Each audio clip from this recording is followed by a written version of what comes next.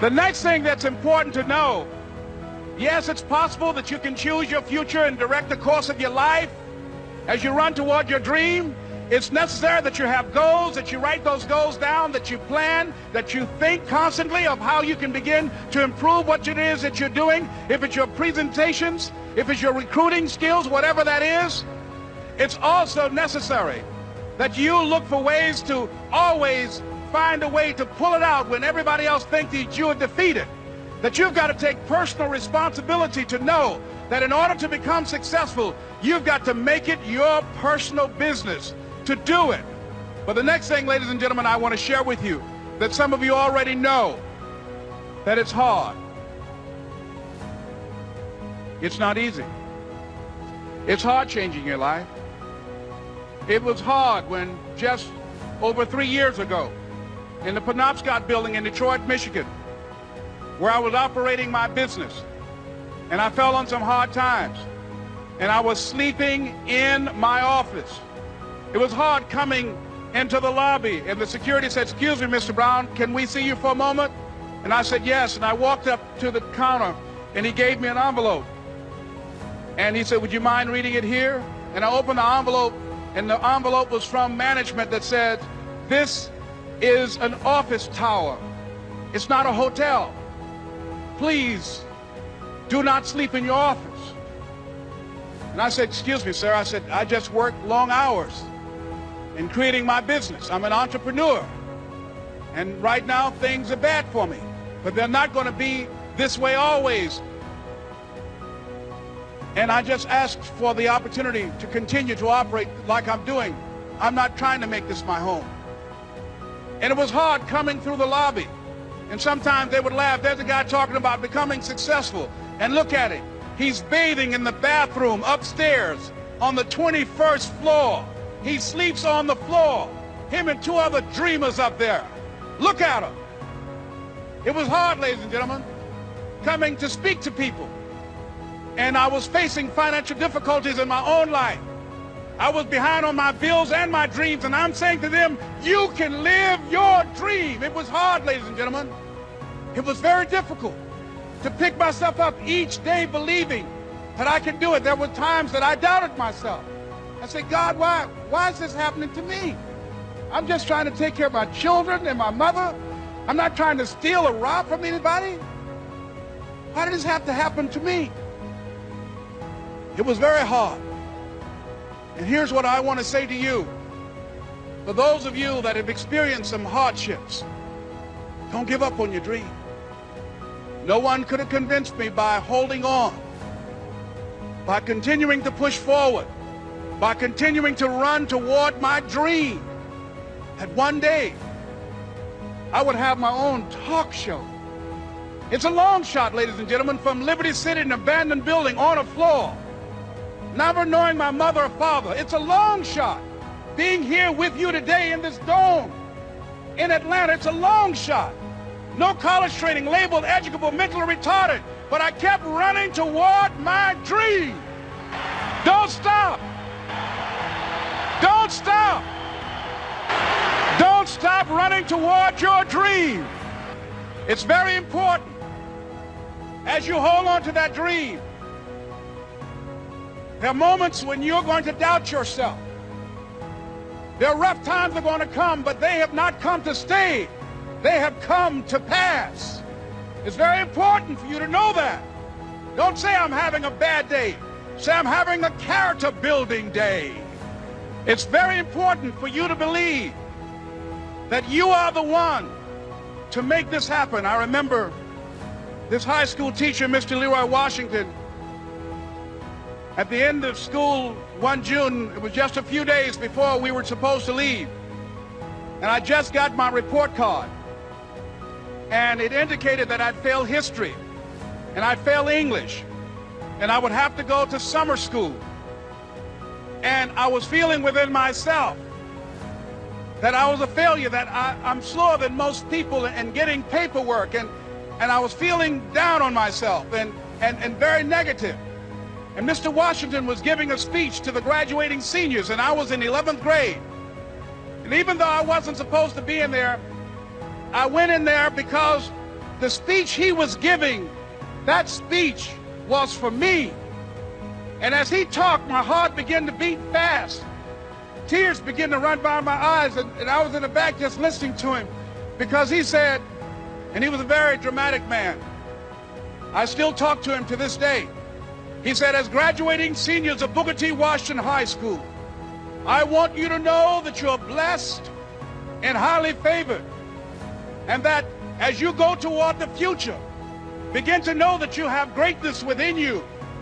And if just one of you here begin to envision yourselves as being blessed and highly favored to reach your goals, if just one of you capture the essence of what that means, that you have greatness within you and a responsibility to manifest that greatness, that you can make your parents proud, you can make your school proud, you can touch millions of people's lives, and the world will never be the same again because you came this way. And the students gave him a rousing standing ovation. And as he left the auditorium, I ran down the steps and I caught him in the parking lot. I said, Mr. Washington? He said, yes. I said, do you remember me, sir? He said, no. I said, my name is Leslie Brown. My mother, she works in the cafeteria here. I'm one of the twins, Leslie and Wesley. I said, Mr. Washington, but you know, I got these big dreams. You know, I like talking to people. I love people. I said, I want to work with people, and I got this dream of buying my mama a home. Could I do that, Mr. Washington? He said, it's possible, Mr. Brown. And as he walked away, I called him again. I said, Mr. Washington? He said, what do you want now? I said, I'm the one, sir. I said, I'm the one. You remember me, sir. I'm Miss Mamie Brown's boy. I'm the one. I'm the one. And you must feel that that's why you're here, because you are the one. And I remember when PBS first played one of my specials called You Deserve, one Sunday afternoon in Miami, Florida. I had some friends call him to tell him to tune in. And he watched the program. He called me in Detroit, and I answered the phone. I said, hello. He said, may I speak to Les Brown, please? I said, who's calling? He said, you know who this is. I said, oh, Mr. Washington, it's you. He said, you were the one, weren't you? I said, yes, sir. He said, and you were so crazy. I said, I know, but I'm rich now.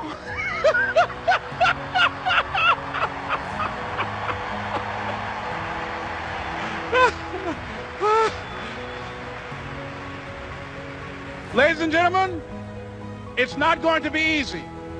It was hard laying on the floor of the Penobscot building, looking out of the window, daydreaming, saying, Les, can you do this? Can you make this happen? I used to listen to tapes day in and day out about See You at the Top, my great friend Zig and Dennis Waitley and different other motivational speakers, and Dr. Norman Vincent Peale. And Dexter saying, don't let nobody steal your dream. I used to ask myself, can I do this? And something said within me, you're the one. You're the one. And let me tell you something, ladies and gentlemen. While you're here, and before you go back home to your respective cities and communities, write down at least 5 reasons on why you deserve your dream, on why you won't give up, what's going to make you unstoppable, why you must be unreasonable, because logical, practical thinking says you can't do it today. But if you want to produce unreasonable results in your life, like living your dream and taking charge of your destiny, you've got to be an unreasonable person. You've got to be an uncommon person. So write down the reasons of why you're here. My first major goal was to buy my mother a home. And let me tell you something, ladies and gentlemen. What will reasons do, Les? Nietzsche said, if you know the why for doing, you can endure almost anyhow. What do you mean by that? If you know why you're doing something, when the hard times come, and they're going to come, when the disappointments and the rejections come, and they're going to come by the truckloads, your reasons will be your rod and staff to comfort you, to pick you up. Once again, I got a saying on one of my tapes: if life knocks you down, try and land on your back, because if you can look up, you can get up. Let your reasons get you back up. I remember when I bought the home for my mother, and she came out of the car. When I opened the door, I said, Mom, I think I know these people in this house. That was my first major goal. And then I couldn't conceal it anymore. I said, Mom, I got this for you. And as she went from room to room, looking at the house and saying, thank you, Jesus. Thank you, Lord. No one ever could have convinced me that this could have happened to me. And she looked at me, she said, Leslie, and you caused me so much problems as a boy. You were always into stuff. She said, no one could have convinced me that day when I walked in that house and this lady was holding you and your brother. And she said, ma'am, I want you to promise me 2 things. And she said, what is it? She says, 1, promise me that you won't separate them. She said, I want them raised together. I want them to know each other. I got pregnant while my husband was away in the war, and I can't keep them. Promise me that you won't separate them. She said, I promise I won't. I've never had children. I promise I won't separate them. And she said, promise me that you'll never tell them about who I am, because if my husband ever found out, he would kill me. She said, I promise. And she said that she gave them to us, and she kind of cried, and she was walking out the door, and she looked at my adopted mother. She said, remember, don't you separate them. She said, I swear to God, I won't separate them. I'll keep them together. And she said, as I held y'all in my arms, I never had any children of my own. I didn't know how I was going to do it, but I knew with the help of God, I would do it. And ladies and gentlemen, my mother had a dream of having children and raising us. She didn't know how she's going to do it. You're going to be just like that. And some of you are already there. Well, you don't know how you're going to make this happen, but you just feel within yourself some way, somehow, with the help of God, I'm going to make it happen. Repeat after me, please. No matter how bad it is, or how bad it gets, I'm going to make it. I'm going to make it. Shake somebody's hand on your right and left and say, you got the right stuff.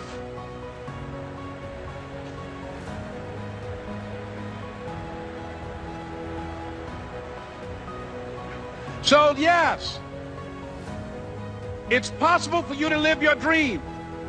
It's necessary that you associate with winners, that you work your system, that you are relentless, that you never give up. It's you. You've got to take personal responsibility. You've got to make it your personal business to make it happen.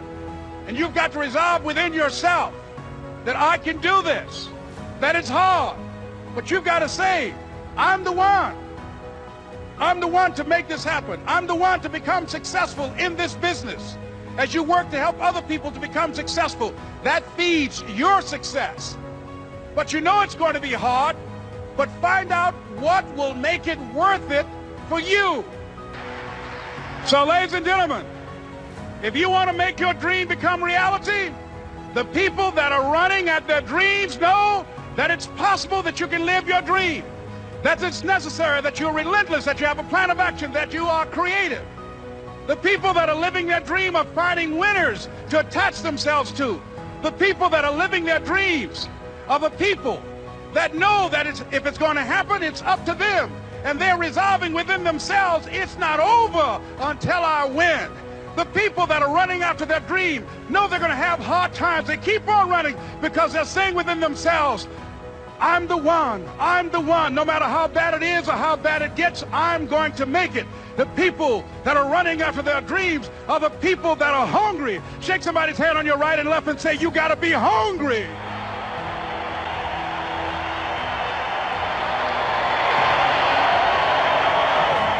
And as you run toward your dream, I want to dedicate this to you that I love very much. I want to thank Dexter and all of you.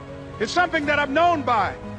It's on our tapes called Choosing Your Future, and it says simply this, that if you want a thing bad enough to go out and fight for it, to work day and night for it, to give up your time, your peace, and your sleep for it, if all that you dream and scheme is about it, and life seems useless and worthless without it, and if you gladly sweat for it and fret for it and plan for it and lose all your terror of the opposition for it, and if you simply go after that thing that you want with all of your capacity, strength and sagacity, faith, hope and confidence, and stern pertinacity, if neither cold poverty, famish or gulf, sickness or pain or body and brain can keep you away from the thing that you want, if dogged and grim you besiege and beset it, with the help of God you'll get it.